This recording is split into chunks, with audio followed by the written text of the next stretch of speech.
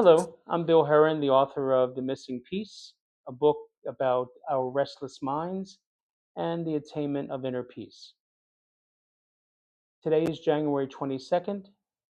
When life stinks, be kind. Our quotes, the first quote for today is: let go of the battle, breathe quietly, and let it be. Let your body relax and your heart soften, open to whatever you experience without fighting. That's by Jack Cornfield. And the second quote is: love and kindness are never wasted. They always make a difference. They bless the one who receives them, and they bless you, the giver. And that's by Barbara DeAngelis. When your mind is restless, the result is usually a harsh and critical attitude towards yourself and others. When you subscribe to these messages such as "you are a big loser" or "you could have done better," "you're always lazy," or even "you can't trust anyone, they will ultimately deceive you," your mood can become unstable and even may turn to drugs or alcohol to soothe yourself, to numb the strong and damaging thoughts and feelings stemming from this restless state within.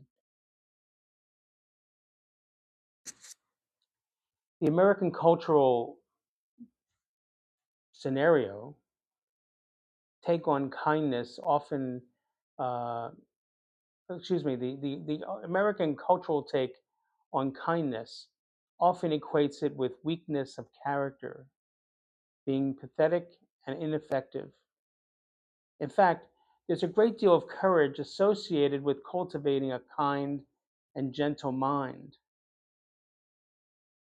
The open mind looks, listens, and learns from difficult moments in our lives instead of conjuring up a quick, pithy, degrading reaction.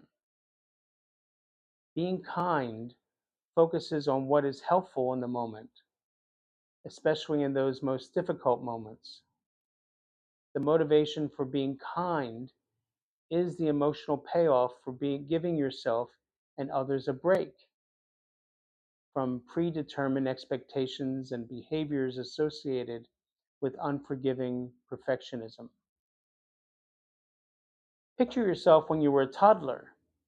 You would throw cereal from your high chair while eating breakfast, drawing on the walls in the living room with crayon, or even had an accident, in quotes, once in a while. However, how do you think you would feel if your caregiver would scold you, isolate you from others, and help you to create a feeling of humiliation in those moments? On the other hand, imagine a caregiver who would respond in a caring and kind manner. She would hold you, understand your stage of development, and teach you other more acceptable ways of proceeding. The more we modeled kindness uh, to others and by others in our lives, the more likely to practice this virtue in our adult lives.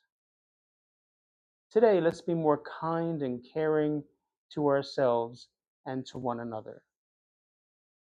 Thank you for joining me with this reading, and I look forward to you joining in future readings of the entries. Thank you.